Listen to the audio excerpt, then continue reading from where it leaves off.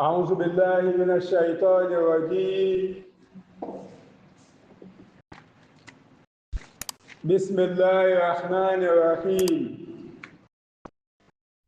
الحمد لله الذي سوى الموت بين الخلق طورا وهو حي لا يموت، والصلاة والسلام على سيدنا وشفيعنا محمد وآله وصحبه وأتباعه أجمعين. يقول تعالى: تبارك الذي خلق الموت والحياة ليبلوكم أيكم أحسن عملا وهو العزيز الغفور. Louange à Allah, Seigneur des mondes, paix et bénédiction sur notre bien-aimé Mohammed, sa famille, ses compagnons et ses suiveurs que nous sommes. Revenons à l'essentiel, revenons au Coran. Bien-aimés en Allah, nous sommes aujourd'hui vendredi 10 octobre 2025. Le vendredi dernier, votre frère, votre imam, Abdul Dayan Ibikami, a manqué de justesse sa 54e khutbah du haut de ce prestigieux minbar. Telle était la volonté de Dieu, celui qui sait alors que nous ne savons pas. Il nous a donné une leçon pratique et historique sur la fragilité de la vie et de l'existence en général. Je remercie notre chef Abdul Basit Adjadi Gassoukia Khalifa Ibrahim qui a assuré avec aptitude et attitude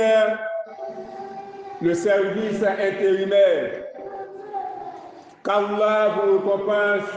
de la meilleure des manières. Je vous remercie toutes et tous, frères et sœurs, pour votre mobilisation et votre soutien fraternel et solidaire. Qu'Allah vous récompense de la meilleure des manières. Kullu nafsin za'iqatul maut. Toute âme goûtera à la mort. Il y a environ 2 semaines, une triste nouvelle passée inaperçue a secoué la Oumma islamique,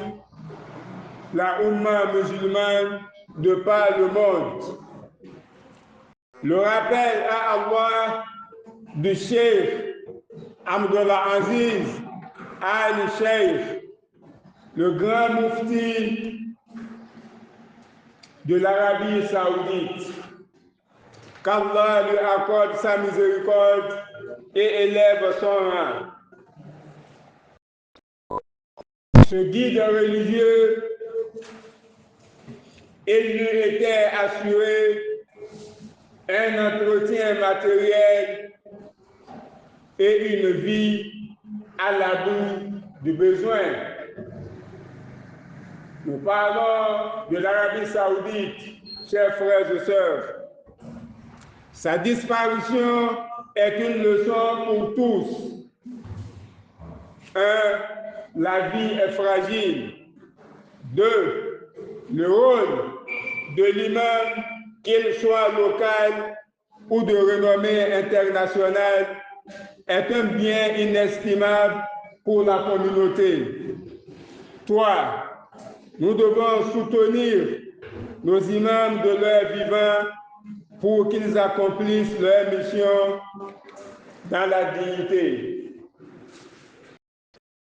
Chers frères et sœurs, il n'est pas rare d'entendre dire que l'imam doit travailler comme tout le monde et gagner sa vie à la sueur de ses fronts ou à la sueur de son front. Mais la mission de l'imam dépasse largement le simple rôle de conducteur de prière. Nous avons les conducteurs de voiture, mais l'imam n'est pas un conducteur de prière. Sa mission dépasse largement cela. L'imam est un guide, un éducateur, un consultant spirituel. Pour guider les fidèles, l'imam doit lui-même être éclairé par la science, en étudiant continuellement le Coran, les hadiths, le fiqh, l'éthique, les disciplines linguistiques et littéraires,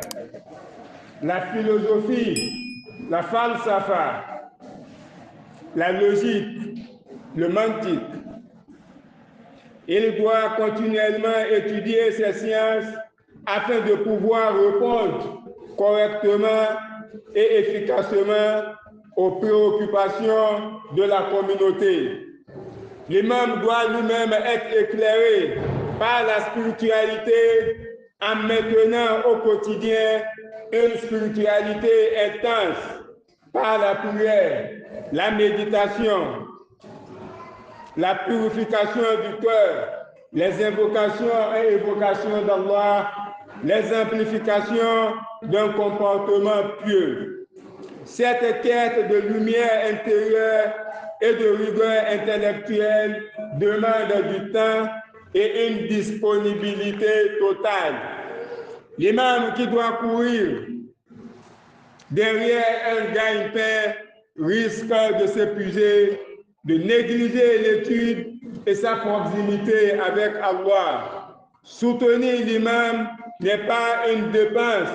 mais un investissement dans la lumière pour toute la communauté. Lorsque l'imam accomplit sa mission dans la dignité, c'est la lumière de toute la communauté qui accroît et se propage.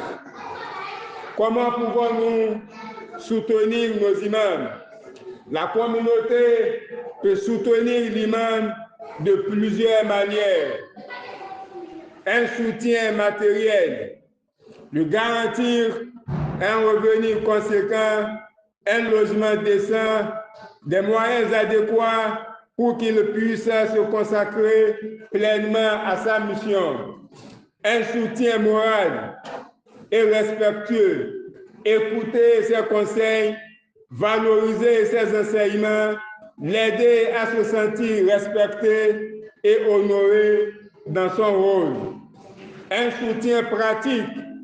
participer aux activités de la mosquée, aider à la documentation, à la logistique. Par ailleurs, il convient de souligner que pour sa respectabilité et pour son indépendance décisionnelle, il est de l'intérêt de l'imam d'avoir à son arc plusieurs comptes, de créer lui-même des activités génératrices de revenus, d'autosuffisance financière, des activités entrepreneuriales qui honorent son rang social et préservent sa disponibilité et son intégrité pour le service religieux. Tels sont, entre autres, les enseignements que nous pouvons tirer de la vie professionnelle de l'Ulysse disparu, son éminence, Abdelaziz Ali Cheikh, pour la consolidation de nos communautés autour de nos imams. Chers frères et sœurs de la mosquée Imale Ouloua, ce n'est pas des fleurs que je vous jette, ce sont plutôt vos comportements exemplaires que j'exalte en saisissant cette occasion pour vous féliciter et vous remercier pour vos divers soutiens matériels, moraux et pratiques. La route est encore longue, très longue. Ne baissons pas nos grades. Ne baissons pas nos gardes. Maintenant, allumez la flamme de la fraternité et de la solidarité active. Qu'Allah nous en donne la grâce. Qu'Allah pardonne au Cheikh Abdul Aziz Ali Cheikh, grand mufti de l'Arabie Saoudite disparu, et à tous nos défunts. Qu'Allah nous pardonne et nous comble de ses bienfaits. أقول ما تسمعون وأستغفر الله لي ولكم فاستغفروه.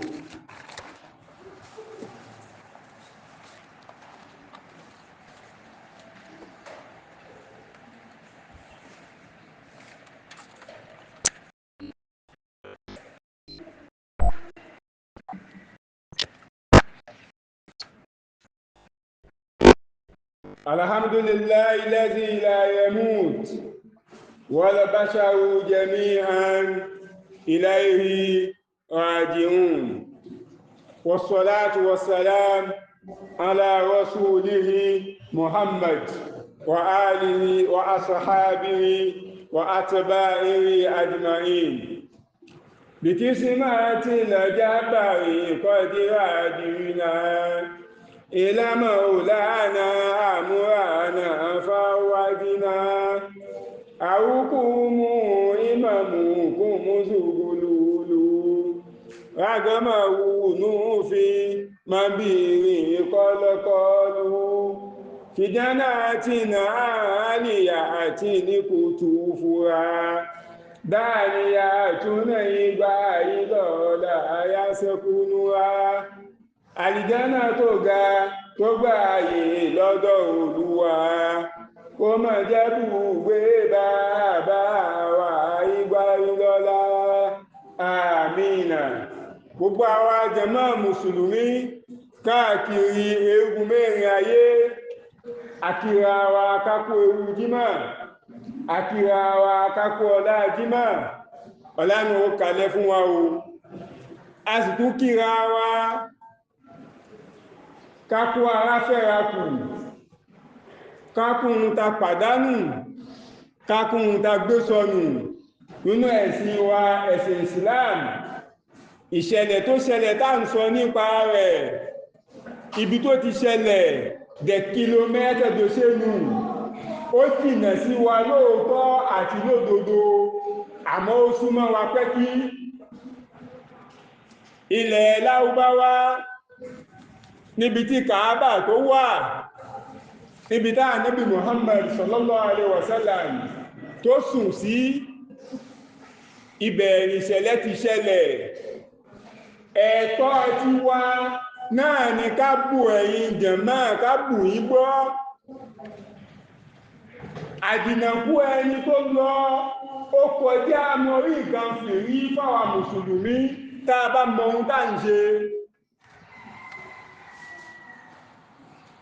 Àfáà wa àgbà náà ló lọ, Ọlọ́run kó tẹ́ wọn sáfẹ́fẹ́ rẹ̀. Abdul Aziz náà là ń pè wọ́n Ali Sheikh láàfikún láàfin mọ̀wúfẹ́ Abdul Aziz tá ń sọ. Ẹ ń bèèrè ń pẹ́ta là ń sọ nípa rẹ̀. Gbogbo àwọn atára bá láǹfààní àti lọ sílé Olúwa tá lọ sí ájì ní nǹkan bí 30 ọdún sẹ́yìn fi wá sóní. Bó bá di ọjọ́ Àràfá, bá ń bọ́ tán sọ pé ó ti yá o, wọ́n fẹ́ ṣe útúbà o, ká máa gbóhùn nígbé wọ́n ń ṣe útúbà, káwọn ń tú útúbà nì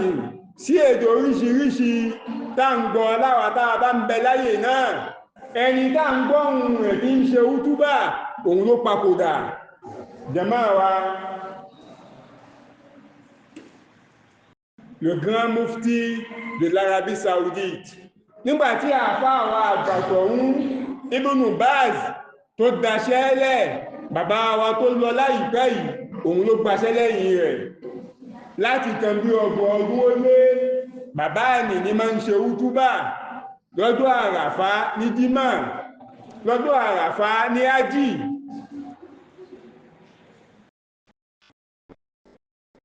ìhun tó kàn wá ní o àgbààfà nílẹ̀ Sáúdí náà nìyẹn ìyàn kan ní ṣe bí ilẹ̀ Sáúdí ni ilẹ̀ Sáúdí náà ní lóòótọ́ àmọ́ decision tí wọ́n pọ́njù lọ́rùn afẹ́ akọ̀ oníkan ṣe pẹ̀lú wa ọjọ́ tó máa sọ ń gbé agbàràfá tàbátẹ̀sọ́tàwẹ̀ oníkàlùkù mọ́ ń ṣe èyí tó bá wù àmọ́ ọjọ́ tàbá ní agbàràfá ṣàtìráràfá tó ń gùn atẹ̀ ní Káàbà kan lájàṣẹ́ Káàbà náà mọ́ ń pẹ̀ ọlámbó kò fẹ́ ìtì bí kan mọ́sálásí wa ní bọ́bàtà mọ́sálásí kan kárí káàkiri ìlú wa tí ò fẹ́ ìtì bí kan kò sí lé lẹ́kùn kò sí lé lọ́sì tó wà lẹ́yìn ilé a máa dàbí àṣà mọ́ pè ní Káàbà tòun tí ń gbò ń jẹ́ Káàbà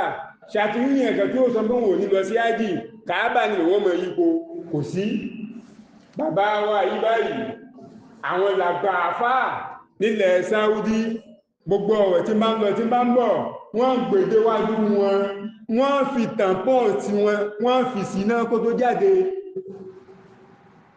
ìyàn tán sọ wípé àníkòkú kankan wáṣẹ̀ èyí tẹ́ ń sọ ni mọ́ ní ó kàn yìí ọ̀wọ́ ṣe bí ẹ̀rí ó dẹ̀yìn pani ó ṣe mọ́ọ́lùdì kò ṣe mọ́ọ́lùdì ibi tọ́rọ̀ náà tó mú ní fẹ́ yín ibi tó ti jáde nìyẹn ìyàn kan ní mọ́ọ́lùdì ò dáa ìyàn kan ní ó dáa àwọn méjì wá ń ṣe fanfà láàrin ara wọn ẹni tó sọ pé kò dáa ni wọ́n ń sọ fẹ́ni tó sọ pé ó dáa ìwé kò sí láì fi mẹ́ tó bá já sí pé ó dáa ni ṣé ilẹ̀ Lárúbáwá àbí Saudi ṣé wọn ní mọ̀ ṣe ń bẹ̀ ni ẹni tó sọ pé ó dáa kò sí láì fi mẹ́ ni wọ́n ń dá lóhùn pé ilẹ̀ Lárúbáwá báwo ṣé àbí Saudi láńdọ́sì fún ni tàbí kí ni ṣe bíbẹ̀lẹ̀ sí ti kó ó ní èrè ẹ̀sìn kó mẹ́ọ̀tọ̀ àwọn kọ́ láńdọ́sì fún Ọlọ́run láńdọ́sì fún wọ́n sọ̀rọ̀ wọn ó wá lọ láti kan bí ọdún pẹ̀lú kan sẹ́yìn ilẹ̀ Lárúbáwá fúnra wọn àwọn náà wá fọwọ́ sí ìgbẹ́tọ̀ mọ́lúdì o làbá àṣàbí kò sí láì fi mẹ́ tá a bá ti lè gbìyànjú láti máa tẹ̀lé àwọn nǹkan kan tá a ṣèbàjẹ́ ń bẹ̀ wọ́n ní kò sí láì fi mẹ́ àwọn èèyàn wa méjèèjì tán ṣe fanfà láàrin ara wọn Ọlọ́run tó wá ní kan tó pàdé ẹni tó ń sọ ń gbé ká ṣe mọ́lúdì tẹ́lẹ̀ láì fi òsí mẹ́ tí ẹnúgbọ̀ ń fún lé sí gbé tó láì fi ò bá sí mẹ́ ni wọ́n máa ṣe ń lẹ̀ Lárúbáwá ọ̀rọ̀ náà wá yí padà nísìn ní wọ́n ń sọ fún ẹni tí bí ń gbé ṣẹ́tí nísìn àwọn aláà lójú ọ̀nà ṣe bí ilẹ̀ Lárúbáwá pàpà ní ìṣẹ́ náà ti ṣe àwọn náà ti àjáṣà ẹ̀ wọ́n ti ní ká máa ṣe mọ́lúdì onítọ̀hún wá tún dá lóhun pé àwọn tó ń tọ̀hún sọ fún tẹ́lẹ̀ òun náà tún tún sọ fún ilẹ̀ Lárúbáwá nìyẹn o ṣe ilẹ̀ Lárúbáwá là ń tẹ̀lé ni Al-Qur'ani là ń tẹ̀lé wọ́n là ń tẹ̀lé pé sọ ọmọ onídì ibi tí mo ń lọ yẹ ìjọmọ́ okòwòkò kan ò ní woko sábẹ́ ẹlòmíì ẹwọ ọ̀rọ̀ kan náà ṣe náà lẹ̀sẹ̀ tẹ́rẹ̀ ọ̀rọ̀ náà wá yí padà ohun tó ń tọ̀ fi ṣàjùmọ́ ìgbà tí ò dọ́gba fún ó yí padà nísìnyí ó fi ń ṣàjùmọ́ nígbà tó dọ́gba fún tààlẹ̀ ẹni tí tààlà àwọn ẹni tí ń pẹ́ gbogbo decision ìgbà yìí látọ̀run gbogbo ohun tó máa sọ àfáà wa tó ṣaláìsí ló gbàwájú wọn kọjá inú ìgbésí ayé àfáà wa náà nǹkan méjì ó ṣe pàtàkì níbẹ̀ tó jẹ́ ká kẹ́kọ̀ọ́ nípa rẹ̀ ẹ̀yin jàmáà wa alákọ̀ọ́kọ́ àfáà wa tí ó gbọ́ aláti òmú ẹ̀pẹ̀dẹ̀ 35 ans ọmọ ìṣẹ́ ájì ó ṣe ájì òmú ẹ̀ 35 ṣe bọ́ òun ló ka wútúbà lọ́jọ́ àràfá pẹ́pẹ́ ọdún ọdún ní bí ń ṣe ájì tí ẹ̀ tó wá ń ṣe lọ́dún ọdún ó mọ́ wá ń fi ájì náà ó ó fi máa ń tọrẹ ibi tí mo ń lọ nìyẹn ó fi máa ń tọrẹ fún ta ni ó lè ṣe lórúkọ ara ẹ gbogbo wa tá a máa ń lọ ájì kó tó dín pẹ̀lẹ̀ Sáúdí wọ́n fètò sí nísìn ẹni tó bá ti wá lẹ́mẹ̀ẹ́kan kó lọ sí mi ẹni bá ti wá lẹ́mẹ̀ẹ́jì kó lọ sí mi kéèkó tó wọnú ẹ̀ àìmẹ́yìn tó ti lọ bí mẹ́wàá tán lọ jù bẹ́ẹ̀ lọ àmọ́ ohun èyí tó ń lọ lọ́dọọdún ó ní ọ̀kan ló ṣọ̀ràn èèyàn gbogbo èyí tó kù kò ṣọ̀ràn èèyàn súnà ni àmọ́ o gbogbo èyí tó kù tí mo ń lọ ìmá fi àníyàn ìfìmọ̀ ránṣẹ́ síta ni ìmọ̀ ń ṣe ájì náà lérí orúkọ ta ni nígbà tí ń bẹ lákẹ́kọ̀ọ́ wọ́n máa ń zá látọ̀ líbàrí nítorí pé ìmọ̀ mínàlẹ̀ máàdì ilà láàdì láti orí ìtẹ́ fi lọ sí tẹ́ náà láti mọ̀ kọ́mọ̀ àyíkọ́mọ̀ tán tó bá wá ń ka tírà àwọn àfáà tó bá rí orúkọ wọn tó bá pàdé nú tírà nítorí nú tírà àfáà tó kọ tírà wọ́n kọ́kọ́ sọ̀rọ̀ nípa ẹ̀ bí tó ṣe lò gbésí ayé ẹ̀ àwọn tàlàfà tó kọ̀ òun náà lẹ́kọ̀ọ́ ìyàwó mélòó ló fẹ́ ọmọ mélòó ló bí àwọn talọmọ kí ó tóun náà tó yọ kó ní òkùnkùn àìmọ̀ wá sínú ìmọ́lẹ̀ mímọ́ tó bá ń ka tírà bẹ́ẹ̀ tó bá rí pé àfáà lágbájá báyìí kò mọ̀ ṣe ájì nígbà tí ń bẹ láyé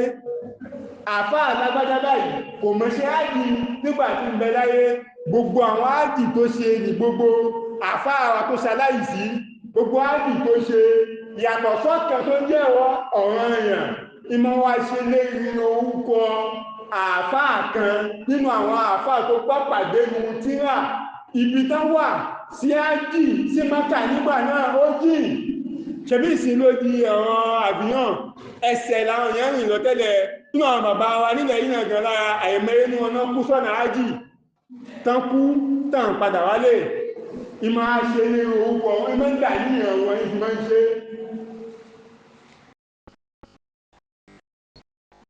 wá sí bẹ́ẹ̀ fún wa o ẹ̀yin jàmáà wa kọ́lọ́run bá foríjì bàbá wa tó ṣaláìsí ihun tó jẹ́ ká sì kíyèsí níbẹ̀ náà ni wípé ó sọ jáde àníyàtú màálù àlọ́kọ́lù mọ́lẹ̀ dàníyàn kan báyìí ó wà lọ́kàn mi káwọn ẹ mọ́mọ́ àmọ́ ó sọ jáde làwọn èèyàn fi mọ̀ sísọ jáde tó sọ jáde rìn kìí ṣe ostentation kìí ṣe kárí ni mais ça peut inspirer d'autres personnes ló inspirer ẹlòmíì gbogbo nǹkan náà kọ́ ni ti kárí ni kápọ̀kọ́ yẹn níbẹ̀ a sì mọ́ ń ṣe nǹkan a mọ̀ sọ jáde níbò míì láti pẹ̀lú ní ìsákèésí pé a mọ́ ń tọ́jú nǹkan báyìí o a mọ́ ń mójú tó tọ́ nǹkan báyìí o ẹ̀kọ́ kejì nínú dáàmú lọ́dọ̀ àfáà wa olóògbé náà ni wípé láàrin ọjọ́ mẹ́ta mẹ́ta àfáà wa yìí wọ́n máa ń parí àlùkùránì odidi kan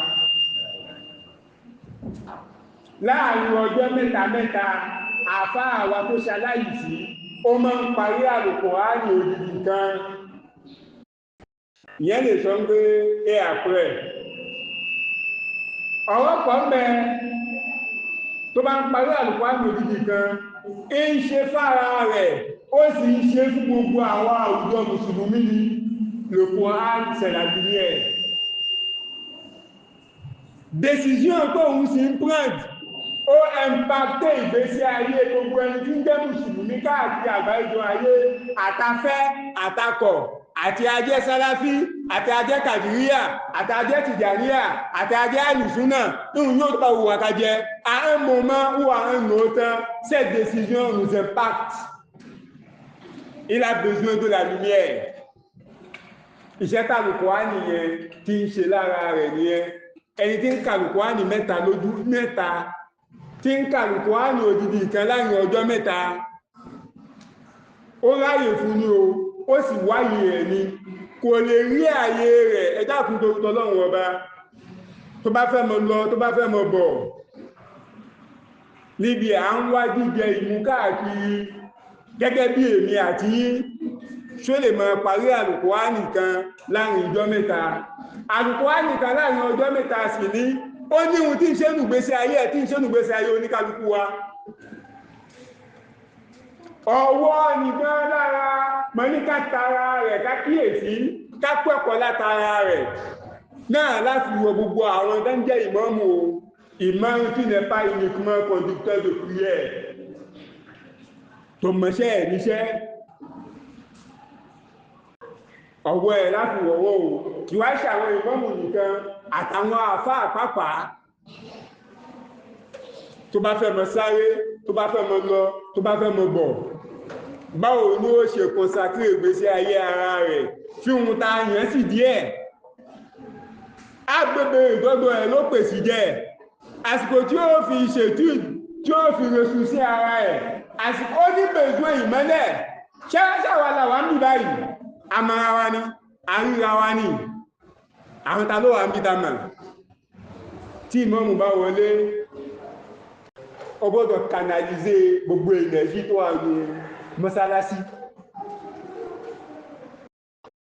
ìmáàmù ò bá sì dádúró fún rẹ̀ kò lè ṣe ó fẹ́ kanalize gbogbo ìnẹ̀jí tó wà ní mọ́sálásí kì í ṣe fára ẹnìkan fún àwa jẹ̀mọ́ gan lára ni nígbàtí ẹnẹ̀jí bá ń kọlù ẹnẹ̀jí wọ́n máa fi lè sí ara wọn bí rí bá kọlù rí nǹkan ń ṣẹlẹ̀ àmọ́ tí ó fi rí ṣe ó ní gbogbo ìlúmí ẹ̀yẹ kò sì lè rí ìlúmí ẹ̀yẹ tó bá ń fò káàkiri tó ń fò lọ́tún tó ń fò sósì bí táwa náà bá ṣe ń fò káàkiri kò lè máa fò káàkiri bí tiwa náà èyí jẹ́ ẹ̀kọ́ tó jẹ káríkọ́ níbẹ̀ tó bá lọ tó bá bọ̀ a máa ń gbé yẹ̀wò sọ́tún a máa ń gbé yẹ̀wò sósì látàrí pé àfà òun náà kó lọ bíró kó lọ wá ṣẹṣẹ imam òun náà kó lọ bíró kó lọ wá ṣẹṣẹ ọ̀rọ̀ máa ń jẹ́ bẹ́ẹ̀ àmọ́ òtún yí jẹ́ bẹ́ẹ̀ àwa tá a bá sì jẹ́ ìmáàmù kàbí tá a bá jẹ́ àfà lójú ẹ̀ àná àtún fúnra àtún lákíyèsí látàrí pé kí ni èyí tí ò ní ṣe kí ni tí ò ní gba gbogbo àsìkò wa tó bá jẹ́ ata ni ló fẹ́ mọ́ lọ̀ta ní àwọn àfáà wa láyé àná léyìí tó pọ̀ ẹlòmí ń bẹnu wọn ẹgbọ́mí bàbá aláta àfáà nìyẹn o bàbá aláta ó ń fi ata fi nájú ni ó tó di wípé àwọn jẹ̀mọ́ ní mọ́sálásí wọ́n rántí ìmáàmù tàbí wọ́n rántí àfáà ata tó fi nájú ni òun náà fi mọ́ ṣara ló fi mọ́ gbára owó náà àwa ìmáàmù àtàwà àfáà tọ́wọ̀ yí bá iṣẹ́ o mọ́ wa lára àwọn náà tún mẹ́ yìí lẹ́gbẹ̀ẹ́ kan á fi ṣiṣẹ́ ṣe ká gbọ́dọ̀ ìmáàmù ká béèrè pọ̀tábù tí ń lò kó má jẹ́ iPhone tó jáde tó ṣẹ̀ṣẹ̀ jáde kìí ṣe ríbú o àmọ́ ká gbọ́dọ̀ ìmáàmù ká sọ pé mọ̀ ń ṣàlàlá mo gbàgbé mo fọ orí kí tó fọjú bọ́wọ́ ní ṣe gbà kí mọ́ mú tẹ́wọ́n gbóhùn mọ́ òun lè rí bú fún mọ́mù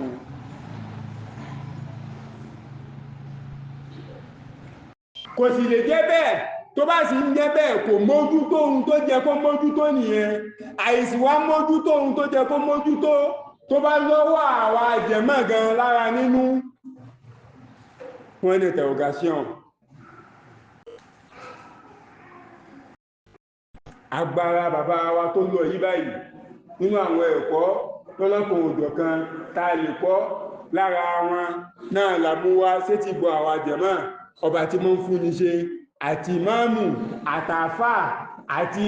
àwọn ẹbí tàfà ń darí àti mọ́sálásí tí ìmáàmù ń darí